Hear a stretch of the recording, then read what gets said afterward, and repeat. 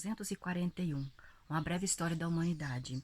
A principal ambição dos nazistas era proteger a humanidade da degeneração e encorajar uma evolução progressista. E é por isso que os nazistas afirmavam que a raça ariana, a forma mais avançada de humanidade, tinha de ser protegida e encorajada. Ao passo que tipos de degenerados Homo sapiens, como os judeus, os ciganos, os homossexuais e os doentes mentais, tinham de ser colocados em quarentena e até mesmo exterminados. Os nazistas explicavam que o Homo sapiens surgiu quando uma população superior de humanos antigos evoluiu, ao passo que populações inferiores, como os neandertais, foram extintas. Essas populações diferentes no início eram não mais diferentes do que raças, mas evoluíram de maneira independente por seus próprios caminhos evolutivos. Isso poderia muito bem acontecer novamente. De acordo com os nazistas, o Homo sapiens já havia se dividido em várias raças distintas, cada uma delas com suas qualidades únicas. Uma dessas raças, a raça ariana, tinha as melhores qualidades: racionalismo, beleza, integridade e diligência. A raça ariana, portanto, tinha o potencial de transformar o homem em super-homem. Outras raças, como os judeus e os negros, eram os neandertais de hoje, apresentando qualidades inferiores. Se lhes fosse permitido procriar, e em particular, procriar com arianos, eles adulterariam todas as populações humanas e condenariam o Homo sapiens à extinção.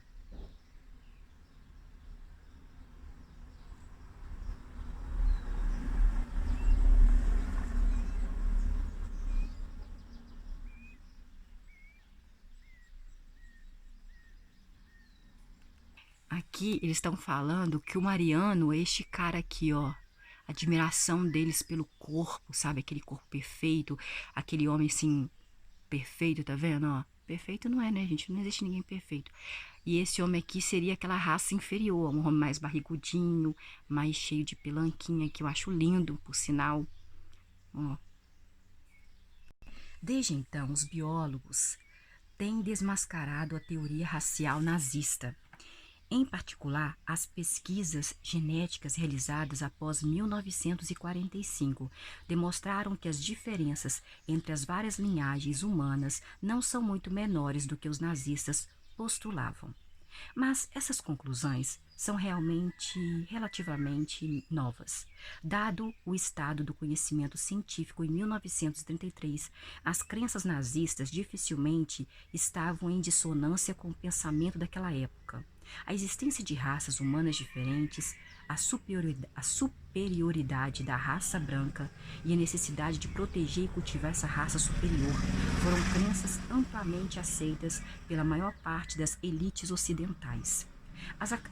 Os acadêmicos nas universidades ocidentais mais prestigiosas, usando os métodos científicos ortodoxos da época, publicaram estudos que supostamente comprovaram que membros da raça branca eram mais inteligentes, mais éticos e mais habilidosos que africanos ou indianos. Políticos em Washington, em Londres e Canberra davam como certo que era seu dever evitar a adulteração e a degeneração da raça branca ao, por exemplo, restringir a imigração da China ou mesmo da Itália para países arianos como os Estados Unidos e a Austrália. Essas posições não mudaram simplesmente porque novas pesquisas científicas foram publicadas. Os progressos sociológicos e políticos foram agentes muito mais poderosos de mudança. Nesse sentido, Hitler cavou não só o seu próprio túmulo, como também o do racismo em geral. Quando iniciou a Segunda Guerra Mundial, Hitler compeliu seus inimigos a fazerem distinções claras entre nós e eles. Mais tarde, precisamente porque a ideologia nazista era tão racista, o racismo caiu em descrédito no Ocidente. Mas as mudanças levou tempo. A supremacia branca continuou sendo a ideologia dominante na política norte-americana, pelo menos até os anos de 1960. A política da Austrália branca, que restringiu a imigração de povos não brancos ao país, continuou vigente até 1973. Os aborígenes australianos não tinham direitos políticos iguais até os anos de 1960 e muitos eram proibidos de votar nas eleições porque eram considerados inaptos para atuarem como cidadãos. Os nazistas não detestavam a humanidade. Eles combatiam o humanismo liberal, os direitos humanos e o comunismo precisamente porque admiravam a humanidade e acreditavam no grande potencial da espécie humana. Mas, seguindo a lógica da evolução darwinistas de Darwin, argumentavam que era preciso permitir que a seleção natural eliminasse os indivíduos inaptos e deixasse que apenas os mais aptos sobrevivessem e se reproduzissem. Ao socorrer os fracos, o liberalismo e o comunismo não só permitiam que indivíduos inaptos sobrevivessem, como também lhes davam oportunidade de se reproduzir. Dessa forma, boicotando a seleção natural. Em tal mundo, os humanos mais aptos inevitavelmente afundariam em um mar de degenerados inaptos. Essas posições não mudaram simplesmente porque novas pesquisas científicas foram publicadas. Os progressos sociológicos e políticos foram agentes muito mais poderosos de mudança. Nesse sentido, Hitler cavou não só o seu próprio túmulo, como também o do racismo em geral. Quando Hitler iniciou a Segunda Guerra Mundial, Hitler compeliu seus inimigos a fazerem distinções claras entre nós e eles. Mais tarde, precisamente porque a ideologia nazista era tão racista, o racismo caiu em descrédito lá no Ocidente. Mas a mudança levou tempo. A supremacia branca continuou sendo a ideologia dominante na política norte-americana, pelo menos até os anos de 1960. A política da Austrália branca, que restringiu a imigração de povos não brancos ao país, continuou vigente até o ano de 1973. Os aborígenes australianos não tinham direitos políticos iguais até os anos de 1960 e muitos eram proibidos de votar nas eleições porque eram considerados inaptos para atuarem como cidadãos. Os nazistas não detestavam a humanidade, eles combatiam o humanismo liberal.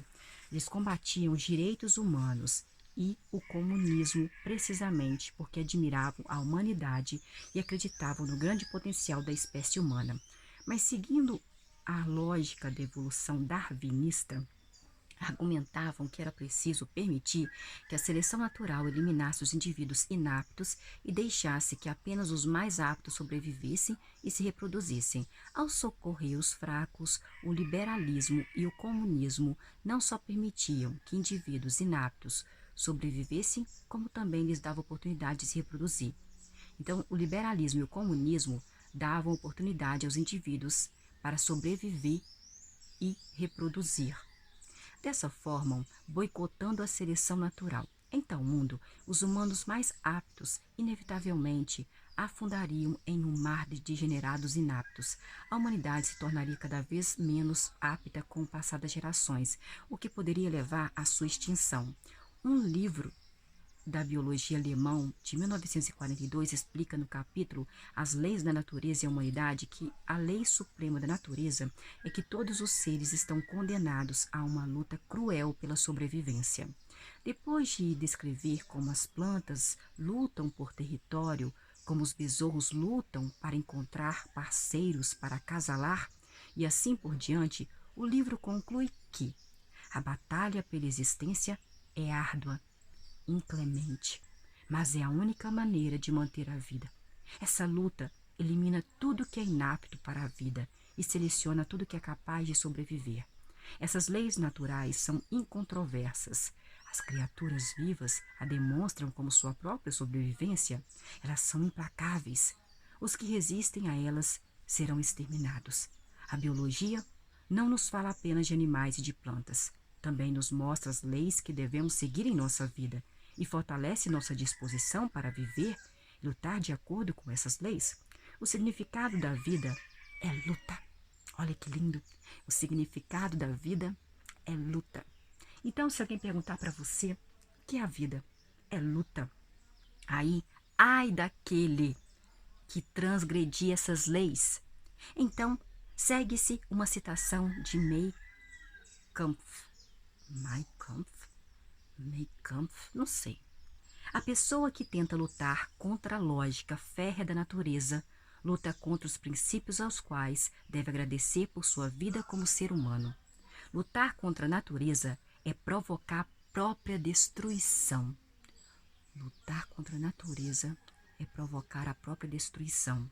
No início do terceiro milênio, o futuro do humanismo evolutivo não está claro. Durante 60 anos após o fim da guerra contra Hitler, foi um tabu associar o humanismo com a evolução e defender o uso de métodos biológicos para aprimorar o Homo sapiens. Mas hoje tais projetos estão em voga novamente.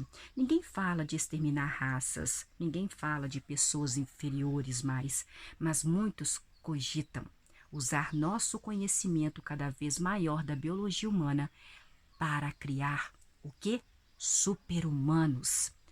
Ao mesmo tempo, uma brecha enorme está se abrindo entre os dogmas do humanismo liberal e as últimas descobertas das ciências da vida. Uma brecha que não podemos ignorar por muito tempo. Nossos sistemas jurídicos e políticos liberais se baseiam na crença de que todo indivíduo tem uma natureza inteira sagrada, indivisível, imutável, que dá significado ao mundo e que é a fonte de toda autoridade ética e política. Essa é uma reencarnação da crença cristã tradicional em uma alma livre e eterna que reside em cada indivíduo. Mas nos últimos 200 anos, as ciências da vida minaram totalmente essa crença.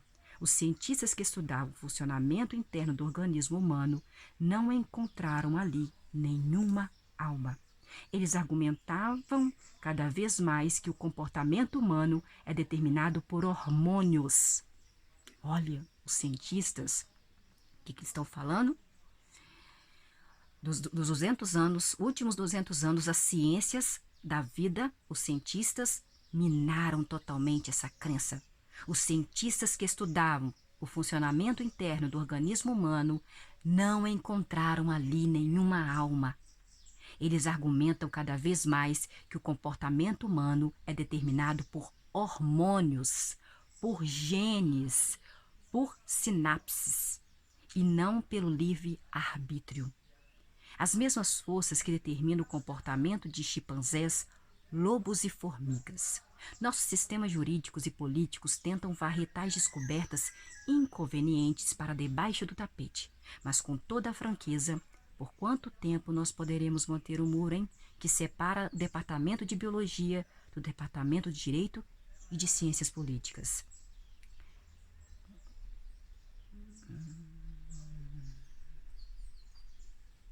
O Hitler, ó, tá vendo? Ele fazendo um ser humano, assim, que ele falava que era perfeito, né? Que eram os arianos, olha. Os arianos, todos assim, fortões, abdômen definido. Mas o Hitler era horroroso. Ele era um ariano. Olha, o Hitler aqui, aquele bigodinho dele, ó, fazendo no barra aqui, ó. Uma charge de 1933, onde Hitler é apresentado como um escultor que cria o super-homem. O intelectual liberal de óculos fica chocado diante da violência necessária para criar o super-homem. Precisava de muita violência, Hitler achava, para criar esse super-homem. Me lembrou aqui do Sérgio, Bertolucci, hein? Essa frase aí, super-homem. Sérgio Bertolucci. Página 247. O segredo do sucesso. O comércio, os impérios e as religiões universais levaram quase todos os sapiens, de todos os continentes, ao mundo globalizado em que vivemos hoje. Não que esse processo de expansão e unificação tenha sido linear ou ininterrupto. Olhando com perspectiva, porém, a transição de muitas culturas pequenas para algumas culturas maiores e, finalmente, para uma única sociedade global foi provavelmente o resultado inevitável da dinâmica da história humana. Mas dizer que uma sociedade global é inevitável não é mesmo que dizer que o resultado final tinha de ser exatamente o tipo de sociedade que temos hoje? É possível imaginar outros resultados? Por que o idioma inglês é tão disseminado atualmente e não dinamarquês? Por que existem 2 bilhões de cristãos e 1,25 bilhão de muçulmanos, mas apenas 150 mil zoroastristas e nenhum maniqueísta. Se pudéssemos voltar 10 mil anos no tempo e reiniciar o processo repetidas vezes, sempre veríamos a ascensão do monoteísmo e o declínio do dualismo? Não é possível fazer tal experimento, então não há como saber realmente. Mas uma análise de duas características cruciais da história pode nos fornecer algumas pistas. A falácia da visão retrospectiva. Cada ponto da história é um cruzamento. Uma única estrada percorrida leva do passado ao presente, mas uma série de caminhos se bifurca em direção ao futuro. Alguns desses caminhos são mais largos, mais amplos e mais bem sinalizados, e por isso há uma chance maior de que sejam seguidos. Mas às vezes a história, ou as pessoas que fazem a história, dão voltas inesperadas. No início do século IV, o Império Romano se viu diante de um amplo horizonte de possibilidades religiosas. Poderia se atido ao seu tradicional e diversificado politeísmo, mas seu imperador Constantino, rememorando um século de guerras civis incontroláveis, parece ter pensado que uma única religião, com uma doutrina clara, poderia ajudar a unificar seu domínio etnicamente diverso. Ele poderia ter escolhido qualquer um entre vários cultos da época, como o credo de uma nação, o maniqueísmo ou mitraísmo, os cultos a Ísis ou Cibele, o zoroatrismo, o judaísmo e até mesmo o budismo eram opções disponíveis. Por quê que ele optou por Jesus? Havia algo na teologia cristã que o atraía pessoalmente? Ou talvez um aspecto da fé que o fez pensar que seria mais facilmente implacável seus propósitos? Ele teve uma experiência religiosa, ou algum de seus conselheiros sugeriu que os cristãos estavam ganhando devotos rapidamente e que o melhor seria aproveitar esse embalo? Os historiadores podem especular, mas não podem fornecer uma resposta definitiva.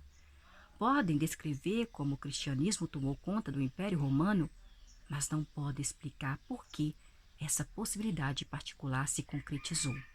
Qual a diferença entre descrever como e explicar o porquê? Descrever como significa reconstruir a série de acontecimentos específicos que levaram de um ponto a outro ponto.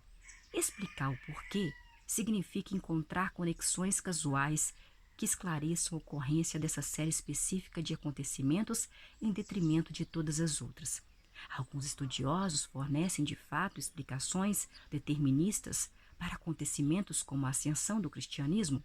Eles tentam reduzir a história humana à ação de forças biológicas, ecológicas e econômicas. Argumentam que havia algo na geografia, algo na genética ou algo na economia do Império Romano no Mediterrâneo que tornou inevitável a ascensão de uma religião monoteísta. Mas a maioria dos historiadores tende a ser cética com relação às tais teorias determinadas. Essa é uma das marcas características da história como disciplina acadêmica. Quanto melhor se conhece um determinado período histórico, mais difícil se torna explicar por que as coisas acontecem de um jeito e não de outro. Aqueles que têm um conhecimento apenas superficial de um certo período tendem a se concentrar apenas na possibilidade que realmente ocorreu. Eles fornecem um relato exato para explicar, em retrospectiva, por que um determinado resultado era inevitável. Aqueles que têm um conhecimento mais profundo do período são muito mais conscientes das estradas não percorridas. Na verdade, as pessoas que conheciam melhor o período, as que viveram naquela época, eram as mais desavisadas de todas. Para um típico romano da época do Constantino, o futuro era uma névoa. É uma regra implacável da história que o que parece inevitável em retrospectiva está longe de ter sido óbvio naquela época. Hoje não é diferente. Saímos da crise econômica global, ou o pior, será que ainda está por vir? A China continuará crescendo até se tornar a principal superpotência? Será que a China continuará crescendo até se tornar a principal superpotência? Os Estados Unidos perderão sua hegemonia? O aumento do fundamentalismo monoteísta é a onda do futuro ou um redemoinho local de pouca importância no longo prazo, hein? Estamos caminhando para um desastre ecológico ou para um paraíso tecnológico?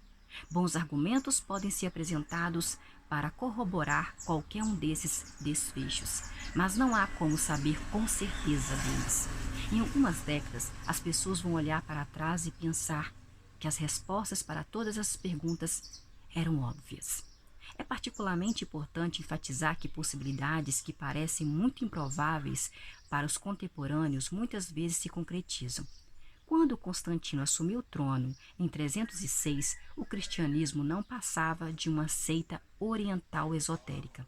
Se alguém sugerisse que ele viria a ser a religião oficial de Roma, seria expulso das salas gargalhadas, da mesma forma que aconteceria hoje com alguém que sugerisse que por volta de 2050, Hare Krishna será a religião oficial dos Estados Unidos.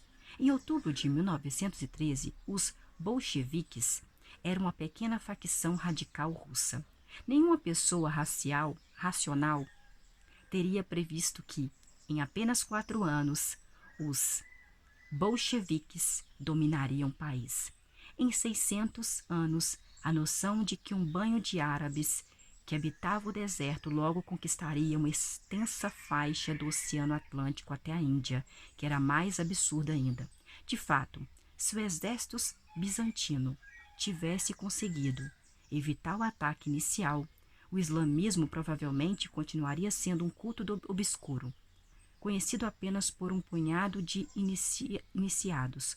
Os estudiosos teriam então a tarefa muito fácil de explicar por que uma fé baseada em uma revelação feita a um mercador de meia-idade de Meca nunca poderia ir para frente. Isso não quer dizer que tudo é possível. Forças geográficas, forças biológicas e econômicas criam restrições, mas ainda assim, essas restrições deixam muito espaço para desdobramentos inesperados, que não parecem ter ligação com qualquer lei determinista. Essa conclusão decepciona muita gente que prefere que a história seja determinista. O determinismo é atraente, porque implica que nosso mundo e nossas crenças são um produto natural e inevitável da história. Natural e inevitável que vivamos em estados-nação. Organizemos nossa economia com base em princípios capitalistas e acreditemos fervorosamente em direitos humanos. Reconhecer que a história não é determinista é reconhecer que não passa de uma coincidência o fato de que a maioria das pessoas hoje em dia acredita em nacionalismo, capitalismo e direitos humanos. Página 250. A história não pode ser explicada de forma determinista e não pode ser prevista porque a história é caótica. Tantas forças estão em ação e suas interações não são tão complexas. E suas interações são tão complexas que variações extremamente pequenas na intensidade dessas forças e na maneira com que interagem produzem diferenças gigantescas no resultado. E não é só isso, gente. A história é o que chamamos de sistema caótico nível 2. Os sistemas caóticos podem ter 2 formas. O caos, nível 1, é o caos que não reage a previsões a seu respeito. O clima, por exemplo, é um sistema caótico nível 1. Embora seja influenciado por uma série de fatores, é possível criar modelos computadorizados que levem em consideração um número cada vez maior desses fatores e produzam previsões do tempo cada vez melhores. O caos nível 2. E o caos nível 2? É o caos que reage a previsões a seu respeito e é por isso nunca pode ser previsto com precisão. Os mercados, por exemplo, são um sistema caótico nível 2. O que vai acontecer? Os mercados, por exemplo, são um sistema caótico nível 2. O que vai acontecer se desenvolvermos um programa de computador que preveja com 100% de exatidão o preço do petróleo amanhã? O preço do petróleo vai reagir imediatamente à previsão que, consequentemente, não vai se concretizar? Se o preço atual do petróleo é $90 o barril, e o programa de computador infalível prevê que amanhã será $100 o barril, os comerciantes vão correr para comprar o petróleo a $90 o barril, de modo que possam lucrar com a alta de preço prevista. Como resultado, o preço vai subir para $100 o barril hoje e não amanhã. Então, o que vai acontecer amanhã? Ninguém sabe. Ninguém sabe. A política também é um sistema caótico de segunda ordem. Muitas pessoas criticam especialistas em assuntos da antiga União Soviética por não terem previsto as revoluções de 1989 e castigam especialistas em Oriente Médio por não terem antecipado as revoluções da Primeira Árabe de 2011. Primavera Árabe, Primavera Árabe de 2011. Isso é injusto. Revoluções são, por definição, imprevisíveis. Uma revolução previsível nunca irrompe. Por que não? Imagine que em 2010, algum cientista político genial, em conluio com o mago da computação, tivesse desenvolvido um algoritmo infalível, que incorporado a uma interface atraente, pudesse ser comercializado como indicador de revolução. Eles oferecem seus serviços ao então presidente do Egito, Hosni Mubarak, e em troca de um generoso pagamento, dizem a ele que, segundo as previsões, uma revolução certamente interromperia no Egito no decurso do ano seguinte. Como Mubarak reagiria? Muito provavelmente reduziria os impostos de imediato, distribuía milhões de dólares para os cidadãos e também reforçaria a polícia secreta, só por via das dúvidas. As medidas preventivas funcionam. O ano passa e, surpresa, não há revolução. Mubarak exige seu dinheiro de volta. Seu algoritmo é inútil. Mubarak grita para os cientistas. No fim, eu poderia ter construído outro palácio em vez de distribuir todo aquele dinheiro, gente. Mas a revolução não aconteceu justamente porque a previmos, diz o cientista com sua defesa. Profetas que preveem coisas que não acontecem. Profetas que preveem coisas que não acontecem. Observa Mubarak enquanto faz sinal para que os guardas os prendam. Eu poderia conseguir uma dezena deles por um preço irrisório no mercado do Cairo. Sendo assim, por que estudar história? Diferente de física ou economia, a história não é um meio de fazer previsões exatas. Estudamos história não para conhecer o futuro. Nós não estudamos história para conhecer o futuro. E sim para ampliar nossos horizontes. Entender que nossa situação presente não é natural nem inevitável e que, consequentemente, existem mais possibilidades diante de nós do que imaginamos.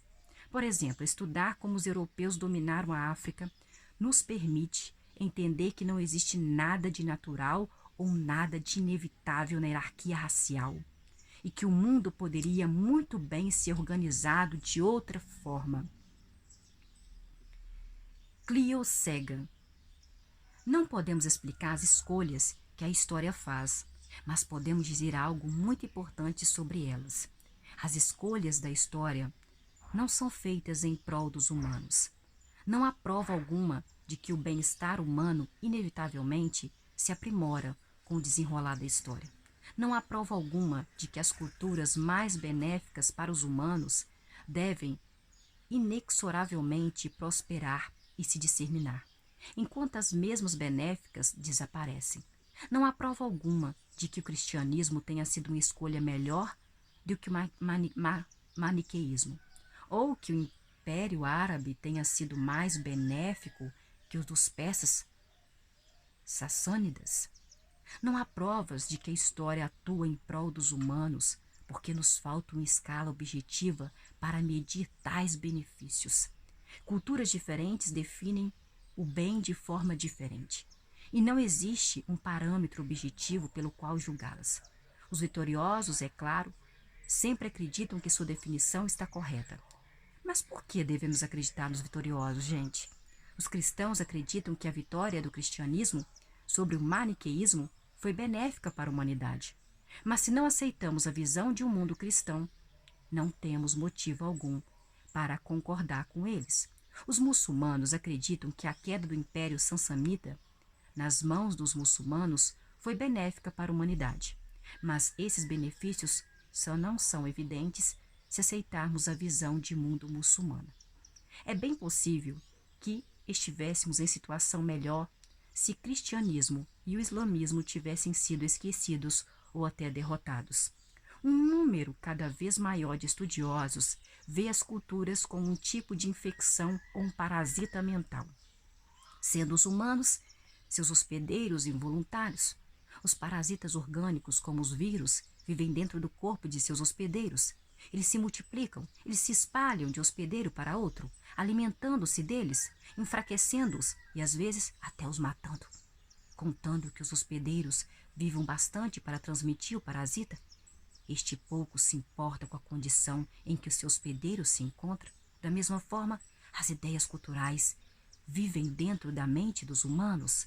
Elas se multiplicam, elas se disseminam de um hospedeiro para outro, às vezes enfraquecendo os hospedeiros e até mesmo os matando. Uma ideia cultural, tal como a crença no paraíso cristão nos céus e no paraíso comunista aqui na Terra, pode forçar um ser humano a dedicar sua vida a espalhá-la, às vezes tendo a morte como preço. O humano morre, mas a ideia se espalha. Segundo essa abordagem, as culturas não são conspirações de algumas pessoas para tirar vantagem de outras pessoas, como os marxistas tendem a pensar.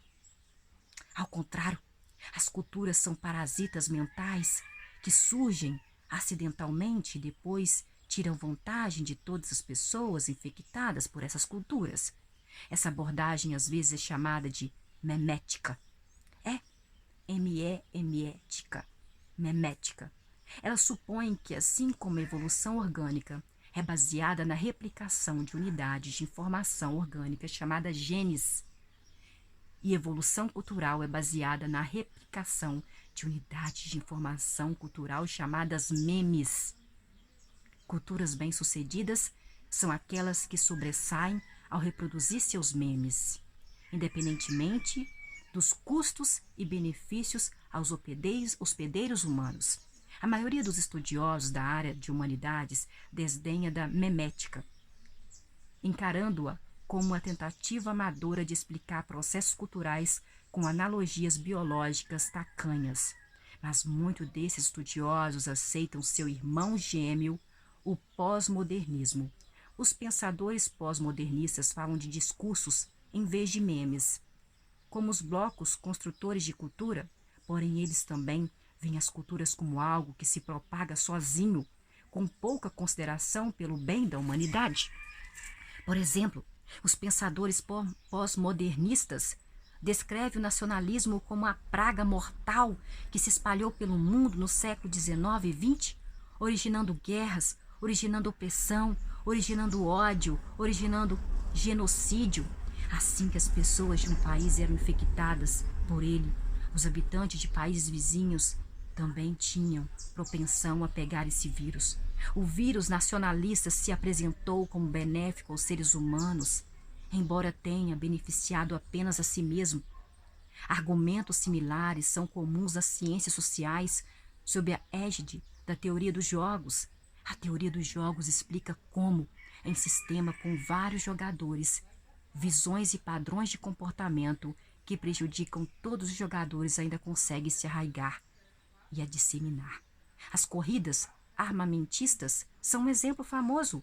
Muitas levaram à falência todos aqueles que participaram delas, sem modificar realmente o equilíbrio de poder militar. Quando o Paquistão compra aviões modernos, a Índia responde na mesma moeda. Quando a Índia desenvolve bombas nucleares, o Paquistão faz o mesmo. Quando o Paquistão aumenta sua marinha, a Índia reage. No fim do processo, o equilíbrio de poder permanece praticamente igual ao que era, mas enquanto isso, bilhões de dólares que poderiam ter sido investidos em educação ou até na saúde são gastos com armas. Mas ainda assim, é difícil resistir à dinâmica da corrida armamentista. Corridas armamentistas São um padrão de comportamento que se espalha como um vírus de um país a outro país, prejudicando a todos, mas beneficiando a si mesmo segundo os critérios evolutivos de sobrevivência e reprodução? Tem em mente que a corrida armamentista, assim como os genes, não tem consciência, ela não procura sobreviver e se reproduzir conscientemente. Sua disseminação é o resultado involuntário de uma poderosa dinâmica. Independente do nome, teoria dos jogos, pós-modernismo ou memética, a dinâmica da história não está voltada para o aprimoramento do bem-estar humano. Não. O aprimoramento do bem-estar humano, a dinâmica da história não está voltada para o aprimoramento do bem-estar humano. Não há nenhuma base para se pensar que as culturas mais bem-sucedidas da história sejam necessariamente as melhores para o Homo sapiens, como a evolução. A história não considera a felicidade de organismos individuais. E os indivíduos humanos, por sua vez, costumam ser ignorantes e fracos demais para influenciar o curso da história em benefício próprio. A história progride de uma bifurcação a outra bifurcação, escolhendo por razões misteriosas. Segui primeiro esse caminho, depois outro caminho. Por volta de 1500, a história fez sua escolha mais importante, modificando não só o destino da humanidade, como também, provavelmente, o destino de toda a vida na Terra. Nós a chamamos de Revolução Científica. Começou na Europa Ocidental, em uma grande península na extremidade ocidental da Afro-Ásia, que até então não havia desempenhado nenhum papel importante na história. Por que a Revolução Científica começou bem ali, e não na China ou na Índia? Por que começou em meados do segundo milênio da era cristã, e não 2 séculos antes ou 3 séculos depois? Não sabemos. Não sabemos. Os estudiosos propuseram dezenas de teorias, mas nenhuma dessas teorias é muito convincente. A história tem um horizonte muito amplo de possibilidades, e muitas delas nunca se concretizam. Inconcebível imaginar a história seguindo por gerações e mais gerações sem passar pela revolução científica. Assim como é igualmente concebível imaginar a história sem o cristianismo, sem o Império Romano e sem as moedas de ouro. A descoberta da ignorância. Se, por exemplo, um camponês espanhol tivesse adormecido no ano 1000 e despertado 500 anos depois, ao som dos marinheiros de Colombo a bordo das caravelas Ninã, Pintá e Santa Maria, o mundo lhe pareceria bastante familiar. Apesar das muitas mudanças na tecnologia, ou nos costumes e nas fronteiras políticas, esse viajante da Idade Média teria se sentido em casa. Mas se um dos marinheiros de Colombo tivesse caído em letargia similar e despertado ao toque de um iPhone no século XXI, ele se encontraria em um mundo estranho, para além de sua compreensão. Será que eu estou no céu? Ele poderia muito bem se perguntar: será que eu estou no céu ou no inferno? Os últimos 500 anos testemunham um crescimento fenomenal e sem precedentes no poderio humano, no poder humano. No ano de 1500 havia cerca de 500 milhões de Homo sapiens em todo o mundo. Hoje, há 7 bilhões de Homo sapiens em todo o mundo. Estima-se que o valor total dos bens e serviços produzidos pela humanidade no ano 1500 era de 250 bilhões de dólares. Hoje, o valor de produção humana é aproximadamente 60 trilhões de dólares. Em 1500, a humanidade consumia por volta de 13 trilhões de calorias de energia por dia. Hoje, consumimos 1,54 trilhão de calorias por dia.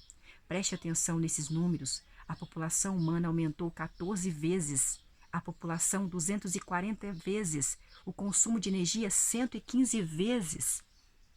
Suponha que um navio de batalha moderno fosse transportado de volta à época de Colombo. Em questão de segundos, poderia destruir o Nanã, o Pitã e Santa Maria e em seguida afundar as esquadras de cada uma das grandes potências mundiais da época sem sofrer um arranhão sequer. 5 navios de carga modernos poderiam levar a bordo o carregamento das frotas mercantes do mundo inteiro. Um computador moderno poderia facilmente armazenar cada palavra e um número em cada códice, e pergaminho de cada biblioteca medieval com espaço de sobra. Qualquer grande banco de hoje tem mais dinheiro do que todos os reinos do mundo pré-modernos reunidos. Em 1500, poucas cidades tinham mais de 100.000 habitantes. A maioria das edificações eram construídas com barro, madeira e até palha. Um edifício de 3 andares era um arranha-céu. As ruas eram caminhos de terra cheios de sucos, poeirentos no verão e lamacentos no inverno, trilhados por pedestres, por cavalos, por cabras, por galinhas, umas poucas carroças. Os ruídos urbanos mais comuns eram vozes de humanos e de animais, junto com o barulho ocasional de uma serra ou de um martelo. Quando o sol se punha, a cidade ficava um breu, com uma vela ou uma tocha tremeluzando na escuridão. Se um habitante de uma dessas cidades pudesse visitar São Paulo, Nova York, Mumbai, hoje em dia, o que eles pensariam, hein? Pense lá com a vela, estava tudo escuro, tudo assim, só pouco barulho. Ele está lá em Nova York, com aquela barulheira danada. Em São Paulo, aquela barulheira, né? Aquela cidade de pedra. Antes do século XXI, nenhum humano havia circunnavegado a Terra. Isso mudou em 1522, quando a expedição de Magalhães regressou à Espanha após uma viagem de 72.000 quilômetros. Levou 3 anos e custou a vida de quase todos os membros da tripulação, Magalhães incluído no meio. Em 1863, Júlio Verne imaginou que Phileas Fogg, um rico aventureiro britânico, pudesse dar a volta ao mundo em 80 dias. Hoje, qualquer pessoa de classe média pode circunnavegar a Terra de maneira fácil e segura em apenas 48 horas. Em 1500, os humanos estavam confinados à superfície da Terra. Eles podiam construir torres e escalar montanhas, mas o céu era reservado para pássaros, anjos e deidades. Em 20 de julho de 1969, os humanos aterrissaram na Lua. Essa foi não só uma conquista histórica, como também um feito evolutivo e até mesmo cósmico. Durante 4 bilhões de anos anteriores de evolução, nenhum organismo havia conseguido sequer sair da atmosfera terrestre e certamente nenhum deixou uma pegada ou marca de tentáculo na Lua. Durante a maior parte da história, os humanos não sabiam nada sobre 99,99% dos organismos do planeta, em especial os micro-organismos. Não que eles não fossem do nosso interesse, cada um de nós carrega dentro de si bilhões de criaturas unicelulares e não só como caronas. Elas são nossas melhores amigas e nossas piores inimigas. Algumas digerem nossos alimentos e limpam nossos intestinos, enquanto outras causam doenças e epidemias. Mas foi só em 1674 que um olho humano viu um micro-organismo pela primeira vez, quando Anton van Leeuwenhoek deu uma espiada através de seu microscópio caseiro e ficou impressionado ao ver um mundo inteiro de criaturas minúsculas dando voltas em uma gota de água. Durante os 300 anos seguintes, os humanos se familiarizaram com uma enorme quantidade de espécies microscópicas. Conseguimos vencer a maioria das doenças contagiosas mais fatais que elas causam e usamos micro-organismos a serviço da medicina e da indústria. Hoje projetamos bactérias para produzir medicamentos, fabricar biocombustível e matar parasitas. Mas o momento mais notável e definidor nos últimos 500 anos ocorreu às 5 horas, 29 minutos e 45 segundos da manhã de 16 de julho de 1945. Naquele segundo exato, cientistas norte-americanos detonaram a primeira bomba atômica em Alamogordo, Novo México. Daquele ponto em diante, a humanidade teve a capacidade não só de mudar o curso da história, como também de colocar um fim na história. O processo histórico que levou a Alamogordo é a Lua. é conhecido como Revolução Científica. Durante essa revolução, a humanidade adquiriu novas capacidades gigantescas, investindo recursos em pesquisa científica. É uma revolução porque até volta de 1500, os humanos do mundo inteiro duvidavam de sua aptidão para adquirir novas capacidades médicas, militares e econômicas. Embora o governo e os patrocinadores destinassem fundos à educação e a bolsas de pesquisa, o objetivo era, em geral, preservar as capacidades existentes, em vez de adquirir novas capacidades. O tipo governante pré-moderno dava dinheiro para padres, para filósofos, para os poetas, na esperança de que eles legitimassem seu poder e mantivessem a ordem social. Ele não esperava que eles descobrissem novos medicamentos, inventassem novas armas ou estimulassem o crescimento econômico. Ao longo dos últimos 5 séculos, os humanos passaram a acreditar que poderiam aumentar suas capacidades se investissem em pesquisa científica. Isso não era uma fé cega.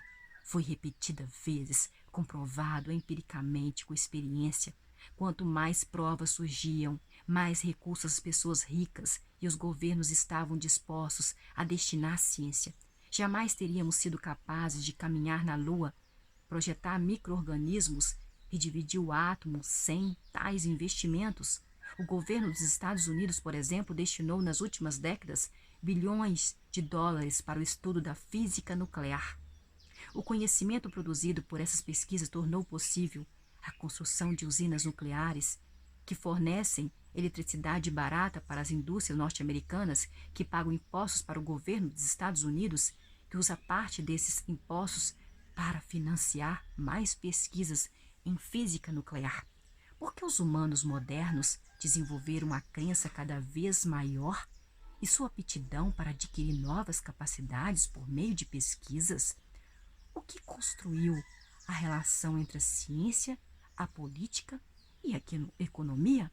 Esse capítulo examina a natureza singular da ciência moderna, a fim de fornecer parte da resposta.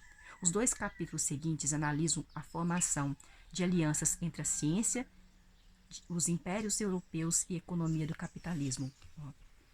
Tá aqui, ó. Aqui é o poder, recursos e pesquisa, ó. Nós precisamos de recursos para fazer uma pesquisa e para entrarmos no poder. O ciclo de retroalimentação da revolução científica. Para progredir, a ciência precisa de mais do que pesquisas. Depende do reforço mútuo de ciência, política e economia. As instituições políticas e econômicas fornecem os recursos sem os quais a pesquisa científica é quase impossível. Em troca, a pesquisa científica fornece novas capacidades que são usadas, entre outras coisas, para obter novos recursos, alguns dos quais são reinvestidos em pesquisa. Nós ignoramos. Os humanos procuram entender o universo, pelo menos desde a Revolução Cognitiva. Nossos ancestrais dedicaram muito tempo e esforço a tentar descobrir as regras que governam o mundo natural. Mas a ciência moderna difere de todas as tradições de conhecimento anteriores em 3 aspectos cruciais. A disposição para admitir ignorância. A ciência moderna se baseia na sentença latina ignoramos. Não, ignoramos. Nós não sabemos. Presume que não sabemos tudo. Não sabemos tudo mesmo, não. O que é ainda mais crucial, aceita que as coisas que achamos que sabemos podem se mostrar equivocadas à medida que adquirimos mais conhecimento, verdade? Nenhum conceito, nenhuma ideia, nenhuma teoria é sagrada e inquestionável. Não há nada inquestionável, tudo é questionável. B. O lugar central da observação e da matemática. Tendo admitido a ignorância, a ciência moderna almeja obter novos conhecimentos e o faz reunindo observações e então usando ferramentas matemáticas para relacionar essas observações em teorias abrangentes. C. Aquisição de novas capacidades. A ciência moderna não se contenta em criar teorias. Usa essas teorias para adquirir novas capacidades e, em particular, para desenvolver novas tecnologias. A revolução científica não foi uma revolução de conhecimento. Foi, acima de tudo, uma revolução da ignorância. foi, acima de tudo, uma revolução da ignorância. A grande descoberta que deu início à revolução científica foi a descoberta de que os humanos não têm as respostas para as suas perguntas mais importantes. Tradições de conhecimento pré-modernas, como o islamismo, o cristianismo, o budismo e o confucionismo, afirmam que tudo é importante saber a respeito do mundo já era conhecido. Os grandes deuses, ou o Deus Todo-Poderoso, ou as pessoas sábias do passado detinham a sabedoria universal que revelaram a nós por meio de escrituras e tradições orais. Os meros mortais adquiriram conhecimento ao estudar tais tradições e textos antigos e entendê-los da maneira adequada. Era inconcebível que a Bíblia, o Corão, as Vedas tiveram omitido um segredo crucial do universo, um segredo que ainda pode vir a ser descoberto por nós, criaturas de carne e osso. As antigas tradições de conhecimento só admitiam dois tipos de ignorância. Em primeiro lugar, o indivíduo podia ignorar algo importante. Para obter o conhecimento necessário, tudo o que ele precisava fazer era perguntar a alguém mais sábio do que ele. Não havia necessidade de descobrir algo que qualquer pessoa já não soubesse. Por exemplo, se um camponês em alguma aldeia inglesa do século XIII quisesse saber como a raça humana se originou, ele presumia que a tradição cristã tinha a resposta definitiva. Tudo o que precisava era fazer perguntas ao padre local. Paramos aqui, gente, na página 259. Na verdade, eu vou voltar aqui no Ignoramos. Página 259. Até.